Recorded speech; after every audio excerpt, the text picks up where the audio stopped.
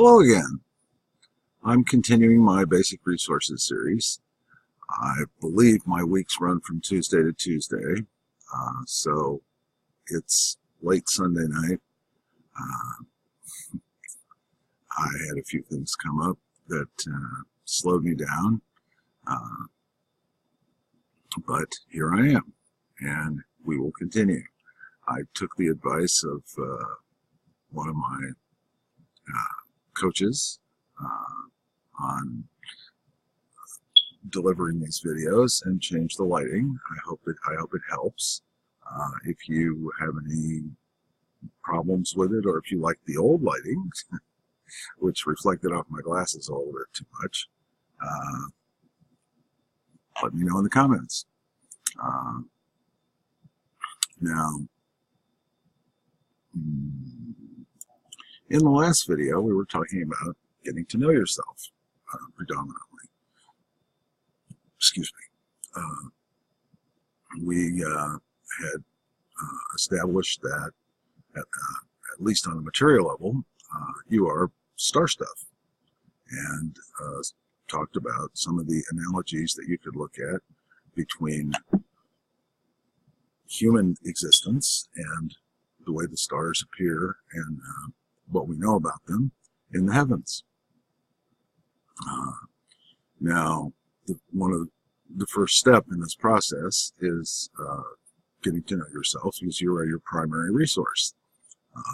One of the things that helps is to get an idea of how much and what you have to work with. Some of you have terrific skills that you've already honed. You've taken classes, perhaps you have degrees, and those are certainly skills that are to be brought to bear.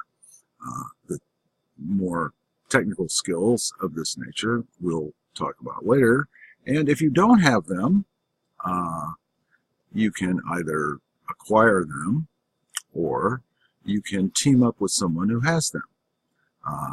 There's no it's not a bad idea to team up with people who fill in where you're weak and you fill in where they're weak. Sort of pooling your strengths. This is always a good idea.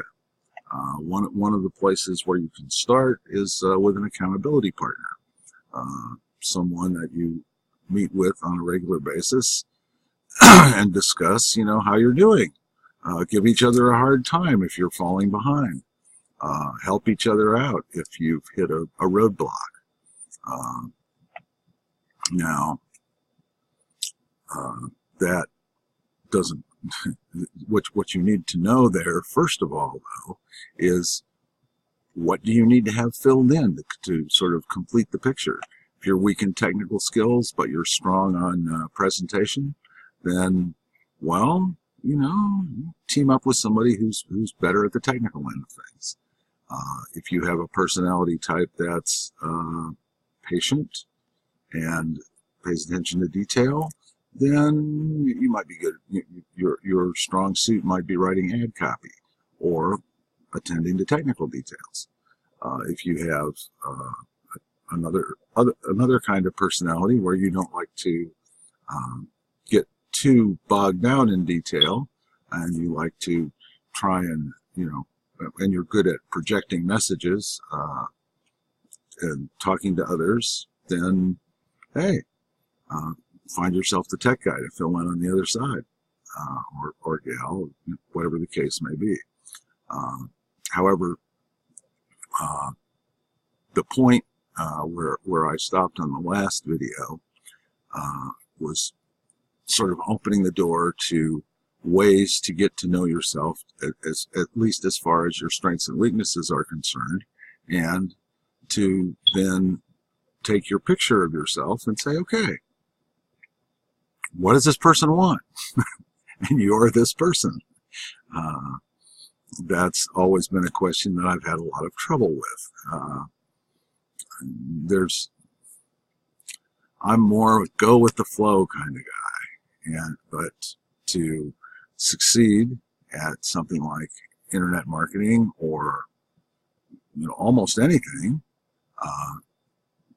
you have to be a little more focused than that. You have to really want something.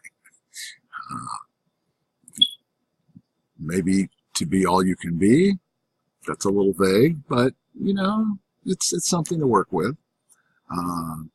One of the things that helps you hone in on what it is you want is who it is you are.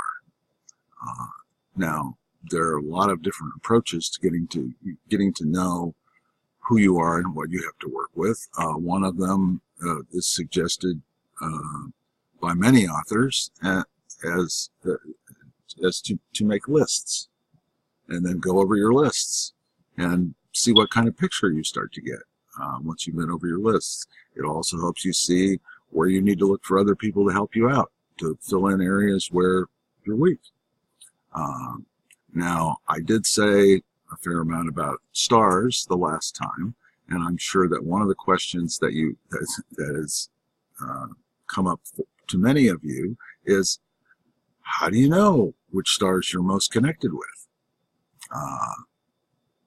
And does it help any to learn more about the stars that you know you have a connection with, since that should, if the line of thinking is correct, that we have a connection with the stars, then if you know more about stars that you're likely connected with, or that you know you're connected with, then it helps you to identify some strengths or some resources in terms of energy that you may not have known you had, or you may not have really quite understood how to access.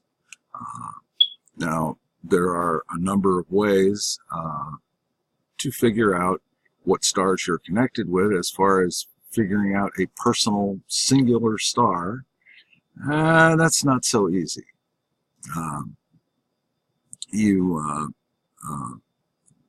There are several approaches, and I'll go over a couple of them, to figuring out which stars you have a connection with. But as far as figuring out one singular star, that's not so easy. And even if you could do it, it might be misleading, because as we discussed, or as I mentioned in a previous video, we're communities. Physically, emotionally, psychologically, and spiritually. Part of that spiritual community has to do with what stars we're connected with, or at least that's the way some people look at it. Now, as far as figuring out your stellar connections, one way to do that is to look up or find, I'm sure there are resources on the net. I sometimes use an author named L. Edward Jandro. He's done a lot of work on the stars. And one of the approaches is to figure out, and there are all kinds of astronomy resources, and then there are a few astrological resources too. There are a number of sites that have information on the stars. Find out the ones that circle your latitude. The positions of stars are given in terms of right ascension and declination for the astronomers. Right ascension basically measures their distance from the 0 point around the circle. And the astronomers like to project our equator onto the heavens and then use a measure called declination to see how far north or south of the equator, the projected equator, that a star lies.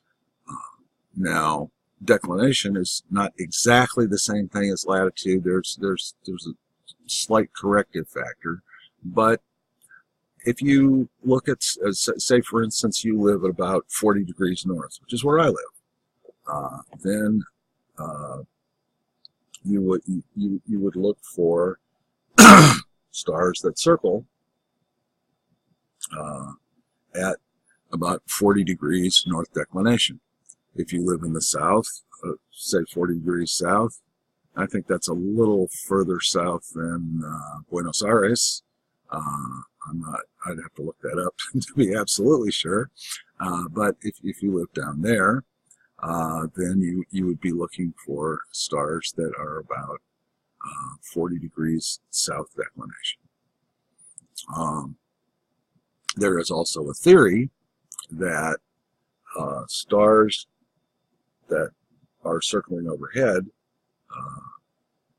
tend to be more positive, to favor business expansion, increase, and other good things. And in fact, the older school of astrologers thought that, generally speaking, something being north was better than something being south. And no offense to those of you who live in the southern hemisphere, and you can reverse the rule in the southern hemisphere, or at least some astrologers say you can and do. But generally, if you were to look at Jandro, he has the stars that circle in the same latitude, on the same side of the equator. North latitude stars in north latitude places, and south latitude stars in south latitude places tend to have the greatest positive effect. Now, the stars that are circling at the same latitude in the opposite side of the equator, he says, tend to not be so positive. So just looking at the stars and checking out some resources as to what the lore connected with them is, and maybe what some of the astrologers say, although that's not absolutely necessary. You get an idea of some of the stellar influences that you're under. At least some of the ones that are effective or strongest in the place that you live or in the place you were born. Long-term residence is important. I know a lot of us move around fairly often these days, but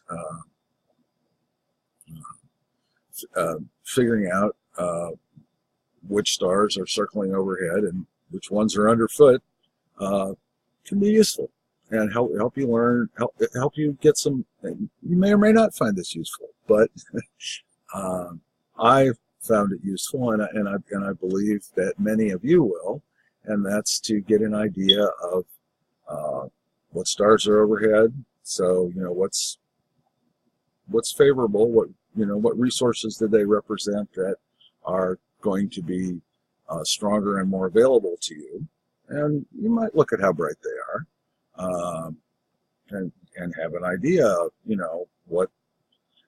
how high you should shoot. Although I do know people who say aim for the moon, and if you miss, well, you might hit a star. Yeah, which is just as good, maybe better.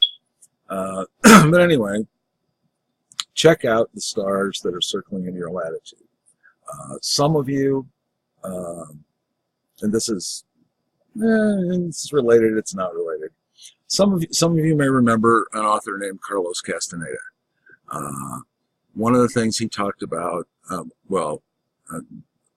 he was basically, I think, a sociology major working on his master's or PhD, and he decided to write a series of books about his experiences in Mexico with a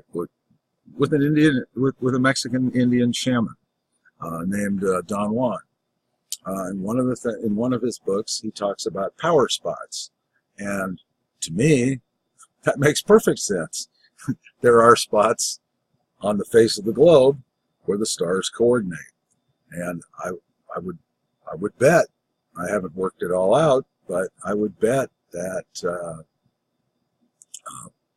places that coordinate with the brighter stars are the power spots he's talking about.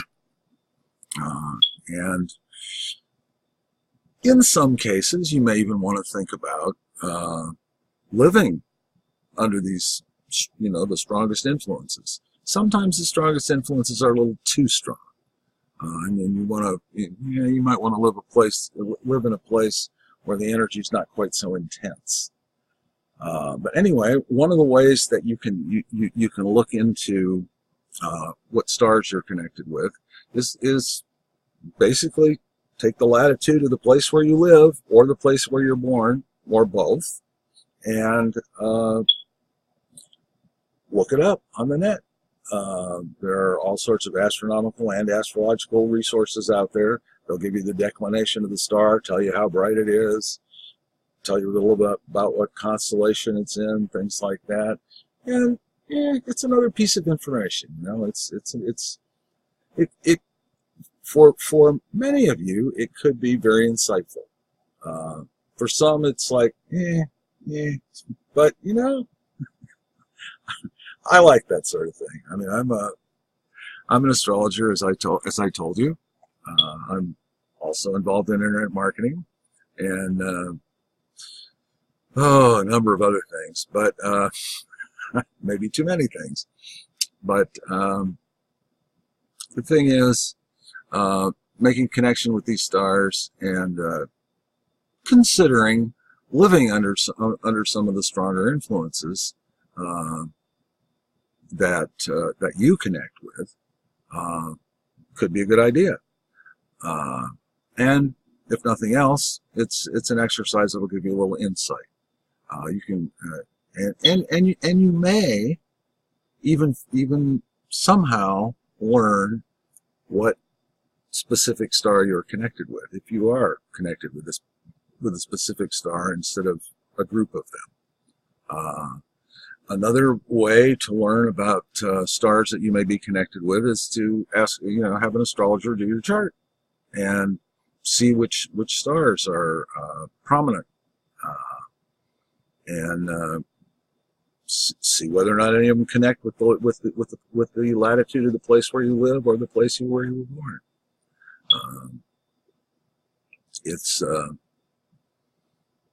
It could be interesting. And of course, you could meditate on your star, or on, successive nights, you could sit out underneath them, so you can see them, and meditate on them as well. But this could well offer some additional insights that could be valuable to you.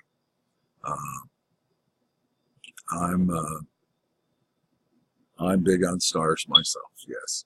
And it looks like my time is about up. I hope that I didn't have as many pauses as the last time. And I hope that you like the lighting. I'll be back soon and talk to you a little bit more about getting to know yourself, assessing your strengths and weaknesses. And then we'll move on to onto formulating a vision. Until next time, have a great night, or day, or whatever the case may be.